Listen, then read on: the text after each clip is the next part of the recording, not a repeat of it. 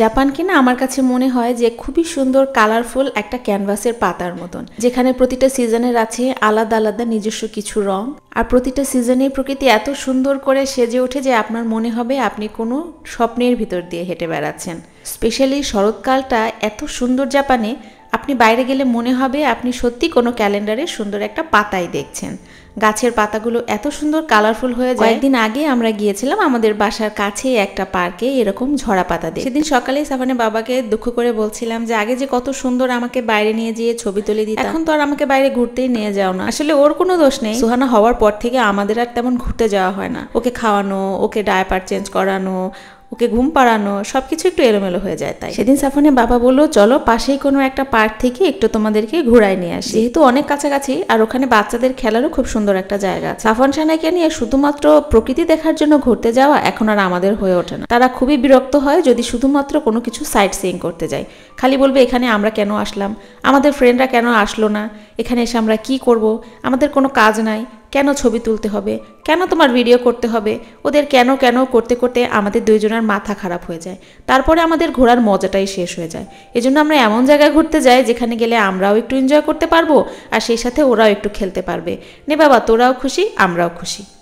একবার ভাবছিলাম যে সানায়াকেও আমার মতো একটা গাউন টাউন কিছু পরায় নিয়ে যাই লাল রঙের, ওখানে গেলে সুন্দর সুন্দর কিছু ছবি তুলতে পারবো। তারপর চিন্তা করলাম যে ছবি তো ওরা এমনিতেও তোলে না, তার উপরে যদি পার্কে যেয়ে খেলতে খেলতে একটু গাউনে লেগে পড়ে যায়, আমার ঘোরাও শেষ, ওর মজাও শেষ। তার চেয়ে থাক যে কাপড় পরে ওরা একটু কমফোর্টেবল হবে সেটাই নিয়ে যায়। কারণ এখন বাইরে যেই বাতাস, এই ঠান্ডা বাতাসের মধ্যে গাউন পরে নিয়ে গেলে একটু পরে আমাকেই বলবে এটা খুলেই আমার ড্রেস চেঞ্জ করে দাও। লাল রংটা আমার খুব পছন্দ। আমি যখন লাল রঙের কোনো ড্রেস পরি আমার কাছেই কেন জানি মনে হয় যে আমাকে ভালো লাগছে।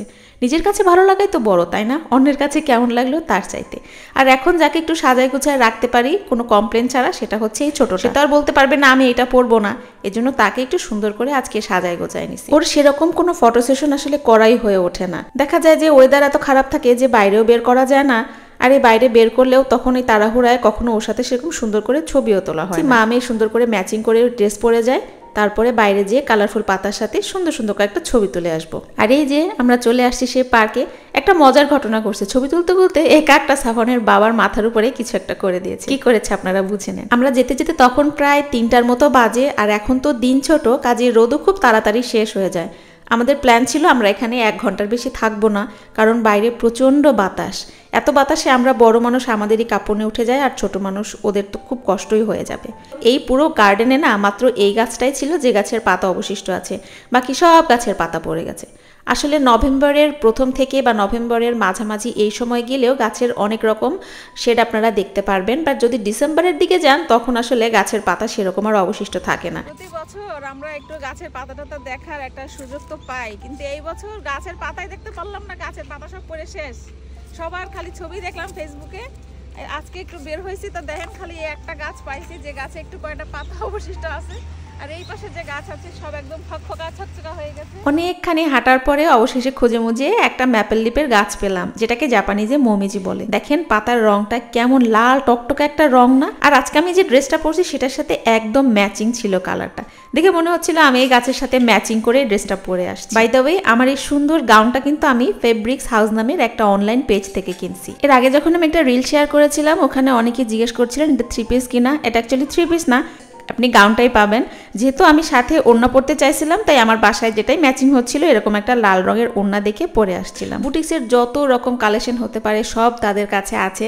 যাদের আমার মতো বুটিক্সের ড্রেস পছন্দ তারা কিন্তু এই পেজটা ভিজিট করবেন। আর আমার ব্যাকগ্রাউন্ড মিউজিক কিন্তু অনেক রকম চলতে থাকে চারিদিকে, এগুলো ইগনোর করবেন। যেহেতু সারা গার্ডেন ঘুরে 2-1টা গাছে অবশিষ্ট, এই জন্য এই 2-1টা গাছের পিছনে কিন্তু বেশ লম্বা লাইন ছবি তোলার।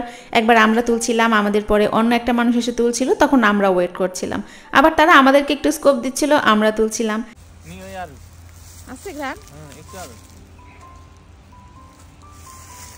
পরে দেখো নাকের মধ্যে পোকা ঢুকে না যায়। হ্যাঁ, তাহলে ওই যে তারা 3জন হ্যাপি বিদায় হয়ে যাবে। আচ্ছা, শেষ।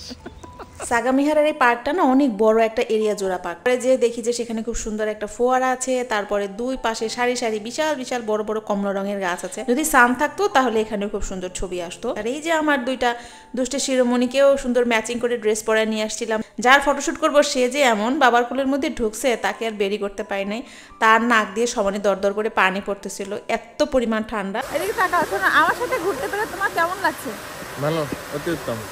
আর শীতের মাত্রা তো এখন থেকে দিন দিন বাড়বেই, কয়দিন পরে হয়তো বা বরফও পড়বে, আর বাইরে ওরকম বেরো হওয়া হবে না। সাফনা শানাকে আসার পথে একটু খেলতে দিছিলাম। এখানে প্রতিটা পার্কেই এরকম সুন্দর বাচ্চাদের খেলার জায়গা, বড়রা যেরকম এনজয় করতে পারে বাচ্চারাও সেরকম এনজয় করতে পারে। এদিকে আমরা ঠান্ডায় বাঁচি না, আর ওদিকে দুই ভাই বোনে খাবে আইসক্রিম। আর এই যে ছোট্ট ম্যাডামকে এত চেষ্টা করলাম যে একটু ছবি তুলবো, তখন ক্যাঁ ক্যাঁ করছে, কান্দাকাটি করছে, আর এখন গাড়িতে উঠে তার মেজাজ পুরাই ফুরফুরা। এই বুড়ি, তুমি যে খালি ঘুমাইলা, ঘুম থেকে উঠলা না যে, ঘুমায় ঘুমায় তো তুমি পুরো সময় নষ্ট করছো।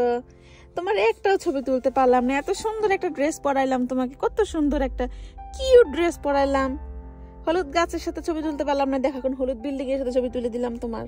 ওই বিল্ডিংটা হলুদ হয়ে গেছে, এই যে সূর্য ডুববে তো সূর্যের আলোটা একদম বিল্ডিংটার উপরে পড়ছে, মনে হচ্ছে কি একদম হলুদ একটা বিল্ডিং। না, তোমার ভাগ্যে ওই হলুদ বিল্ডিং এ আছে। কুটি পাখি, এই চাতে পাখি ঘুমায় শেষ, ঘুমায় ঘুমায় সব সময় নষ্ট করে দিল।